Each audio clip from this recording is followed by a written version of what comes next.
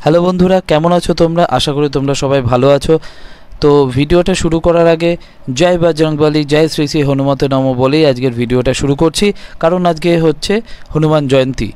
আর এই বছর হনুমান জয়ন্তী কৃষ্ণনগর শহরে কিভাবে পালিত হচ্ছে তারই কিছু দৃশ্য তোমাদের সামনে তুলে ধরলাম। আশা করি তোমাদের এই ভিডিওটা ভালোই লাগবে।